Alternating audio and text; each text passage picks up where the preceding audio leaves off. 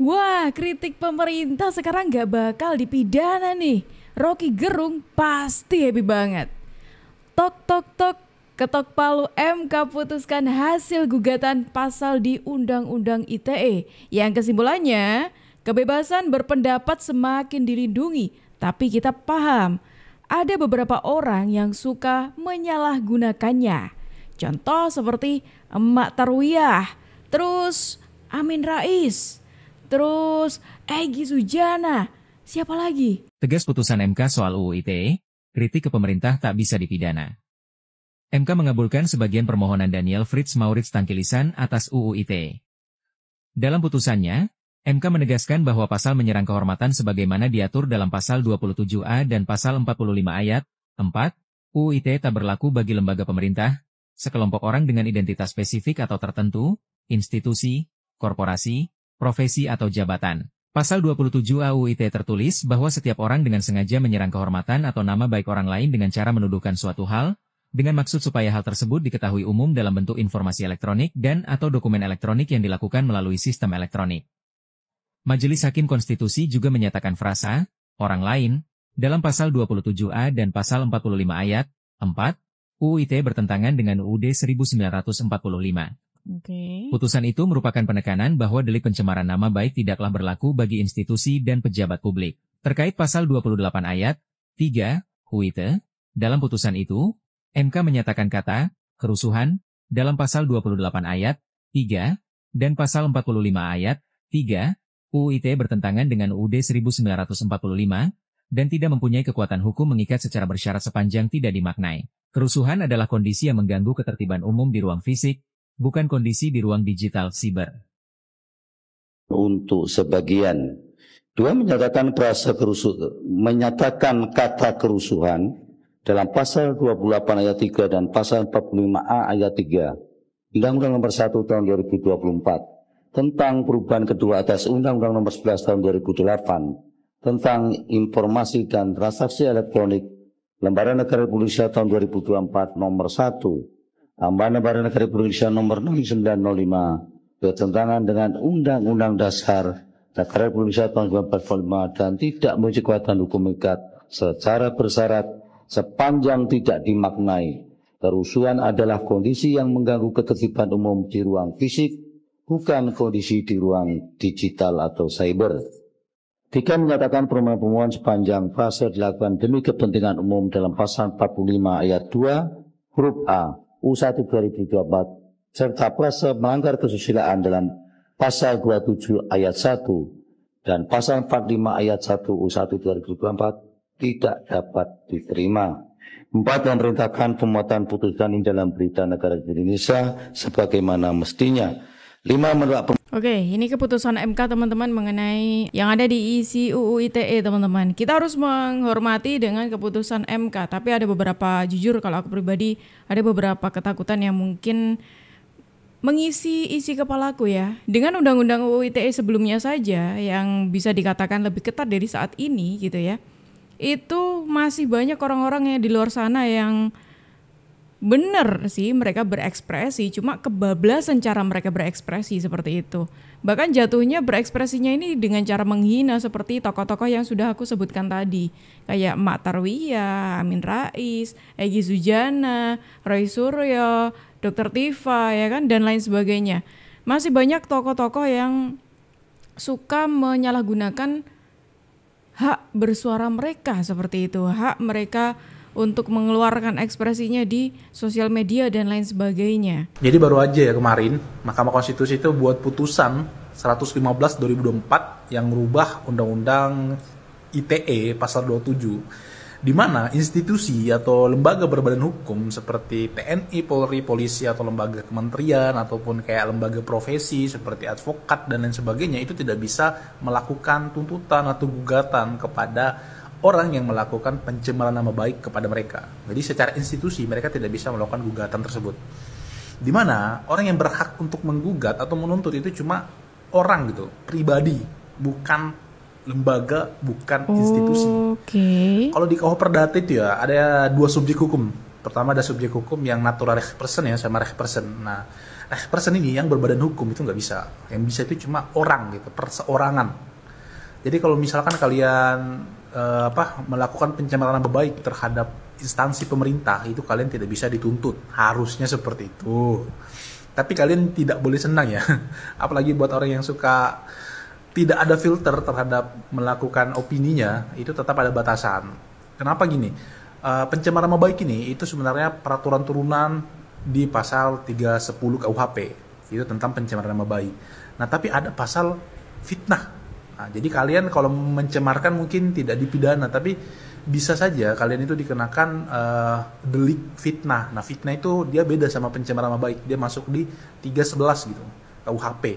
Nah, kalian bisa dikenakan itu. Jadi kayak, dan lagi, delik pidananya itu lebih berat ketimbang pencemaran nama baik. Aturan ini bagus sebenarnya, dimana menunjukkan komitmen Indonesia terhadap free untuk mengeluarkan pendapat ya. Karena kita tuh sering sekali terkena kasus pidana hate speech. Nah, jadi kasus pidana hate speech dengan ini sedikit berkurang seharusnya. Sehingganya yang bisa melakukan gugatan itu cuma betul-betul yang natural person saja atau perorangan, bukan lagi person atau institusi dan lembaga berbadan hukum. Tapi kembali lagi gitu, bukan berarti karena tidak bisa dipidana, kalian seenak-enak jidat kemudian mencemarkan nama baik tanpa dasar apapun, memang dengan niat untuk merusak. Nah, itu kalian tetap bisa dipidana dengan delik fitnah. Jadi semoga ini jadi kabar baik buat kita dan juga jadi pengingat ya, biar tidak suka nyinyir. Ini pesan yang menurutku menarik ya. Ini pesan kalau benar sih, ini udah ada keputusan kalau ini agak sedikit longgar ketimbang sebelumnya. Cuma ingat, meskipun begitu, kita tetap harus tahu bagaimana etikanya. Jangan sampai kebablasan seperti itu.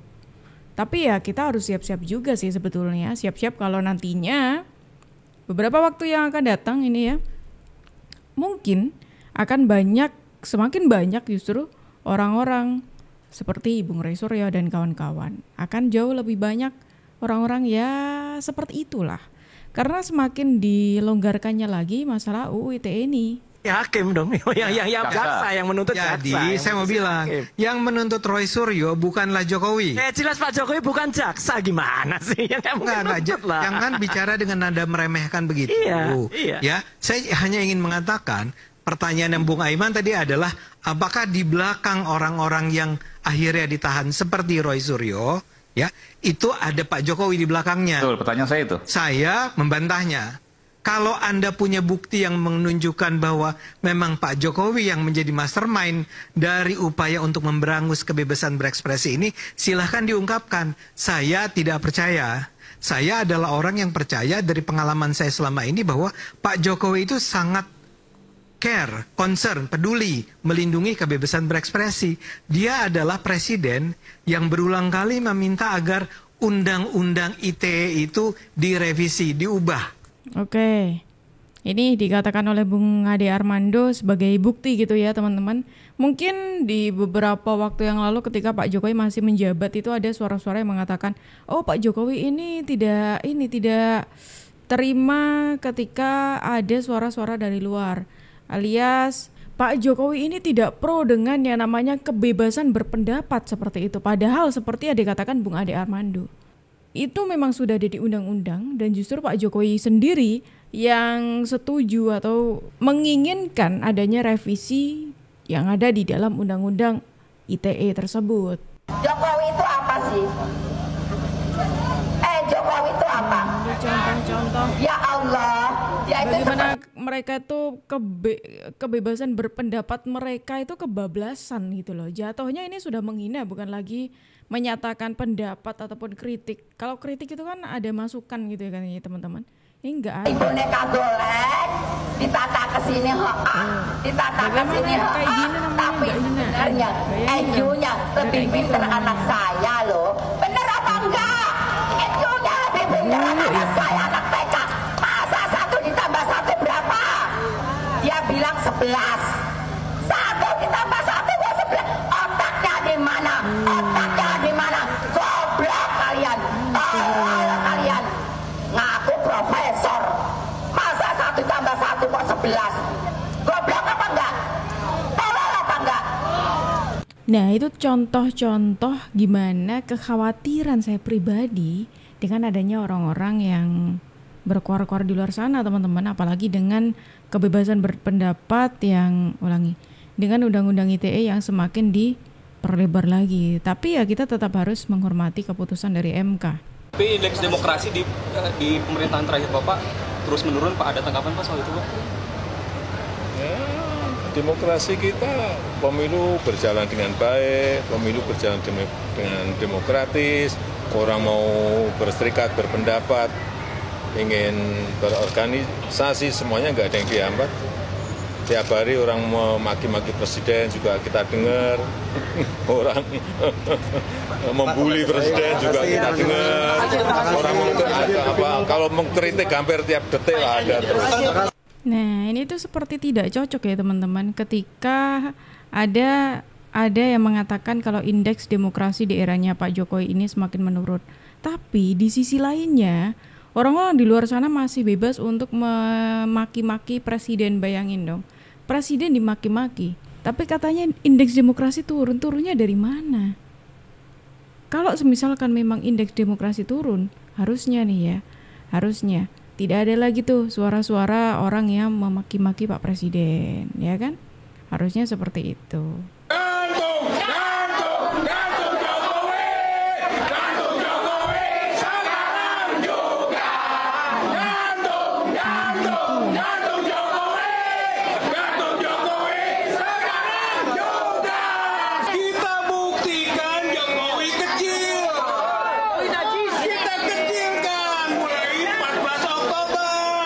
Jatuhnya mereka berambisi banget waktu itu ya untuk membuat Pak Jokowi ini jatuh lah ya.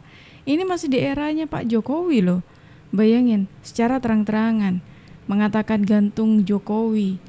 Kok bisa mereka mengatakan hal itu dan kemudian menyandingkan dengan indeks demokrasi yang turun? Harusnya kalau turun, nggak ada orang-orang seperti ini tuh nggak ada lagi. Kemudian 18 Oktober.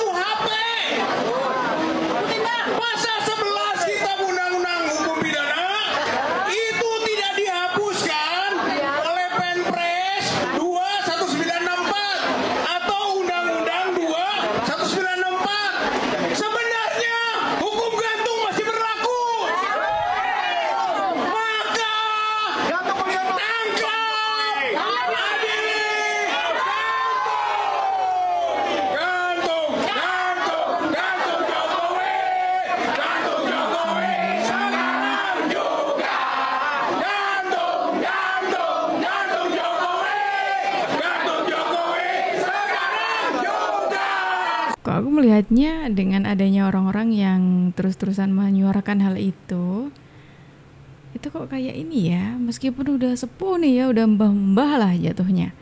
Kayak ibaratnya tuh ini, kayak anak kecil yang merengek minta lollipop atau minta permen kayak gitu. Harus nih, harus. Kalau enggak, saya nangis gitu. Ya kayak gitu loh. Mereka ya juga kayak gitu. Maunya gantung Jokowi waktu kemarin ya.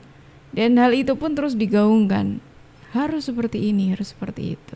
Oke, jadi kemarin presiden kita itu dapat ancaman penbumbunan secara terbuka di sosial media. Jadi ada video Presiden Prabowo lagi iring-iringan mobil dan beliau berdiri. Ternyata nggak cuma Pak Jokowi aja sasarannya. Sekarang ganti Pak Prabowo Subianto. Emang seperti itu polanya. Di sunroof. Dan ada yang respon video itu dengan tulisan nggak ada yang mau Kepala Prabowo. Gue yakin kita semua punya penembak yang bagus. Sama ada lagi yang bilang someone could have pulled a JFK, atau seseorang bisa aja ngelakuin kayak yang dialami JFK, yang dimana Presiden JFK itu pernah ditembak pas lagi iring-iringan mobil pada waktu itu. Parahnya banyak orang yang ngedukung hal ini dengan humor dan meme. Dan tebak kalian tahu siapa yang ngelakuin ini semua? Betul sekali, akun anonim. Karena udah dipastikan menurut analisa Institute Security and Strategy, ada kelompok ekstrim di Indonesia yang sedang memanfaatkan kekacauan ini buat melemahkan sistem di Indonesia. Tujuan mereka sebenarnya bukan buat menggantikan pemerintahan, tapi mereka mau merusak Indonesia dari dalam dengan cara mendorong masyarakat kehilangan kepercayaan terhadap negara, media, dan demokrasi di Indonesia. Makanya gue selalu bilang sama kalian, hati-hati kalau bersosial media, apalagi di Twitter. Soalnya di sana banyak kelompok ekstremis yang pakai akun anonim. Dan buat pemerintah, kalian jangan terlalu baik. Kalian tuh seharusnya bisa tegas dan keras sama kelompok ekstremis kayak gini. Karena jujur, kita masyarakat lama-lama juga risih dan muak sama keributan yang mereka buat. Nah, sekarang gue mau dengar pendapat kalian di kolom komentar. Oke, ini tambah menarik lagi karena ternyata ini sudah merembet ke Pak Prabowo Subianto.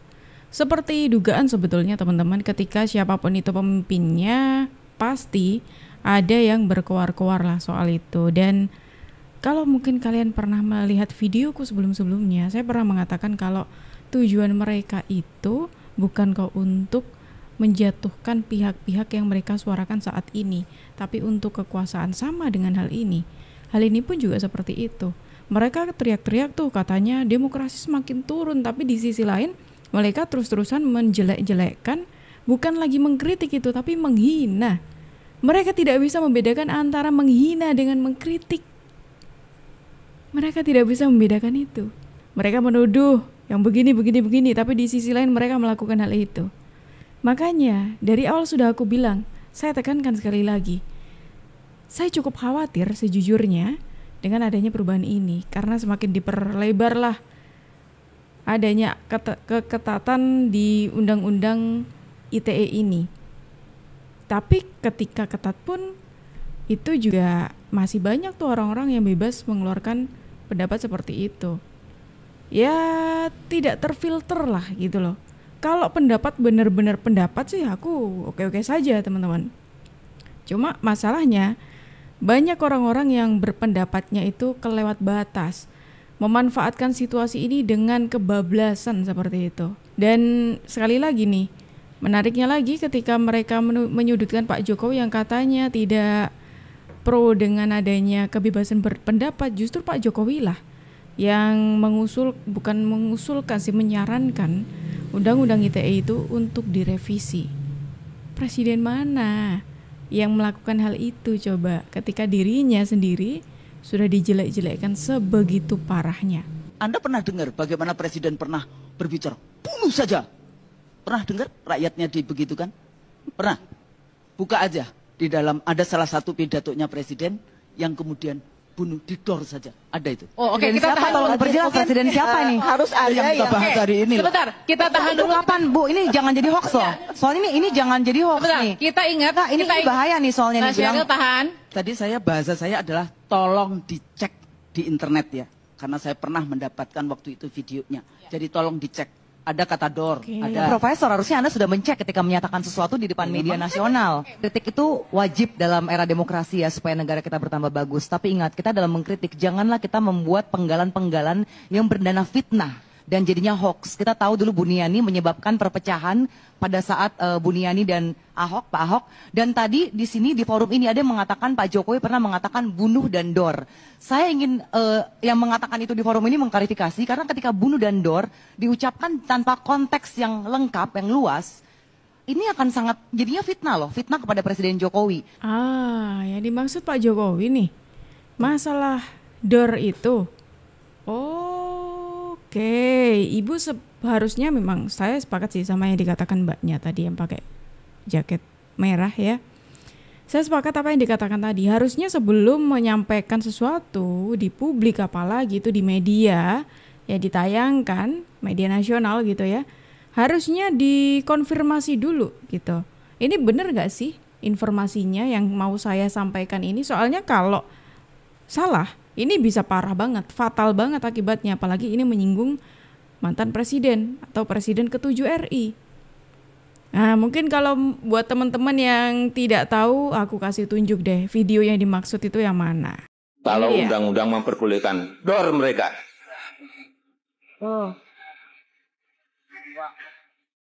Kalau undang-undang mengizinkan dor mereka. Ini belum selesai. Kita dengarkan dulu. Gaskan sekali lagi pada seluruh Kapolda, jajaran Polda, kepada seluruh Kapolres, jajaran Polres, Polsek semuanya. Kejar mereka. Tangkap mereka. Hajar mereka. Hantam mereka.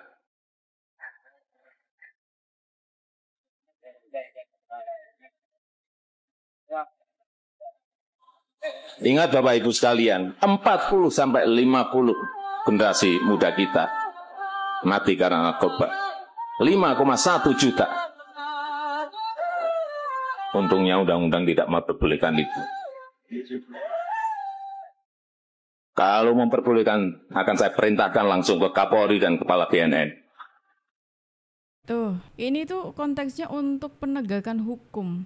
Jadi pesan saya lagi adalah, Ibu, selain memastikan konfirmasi dulu informasinya benar atau tidak, lebih baik jangan memotong ucapan orang lain.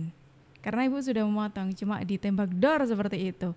Tidak melanjutkan ucapan Pak Jokowi setelahnya ataupun sebelumnya. Yang jelas kalau Ibu cuma bilangnya tembak dor, ya orang-orang pasti mikirnya negatif.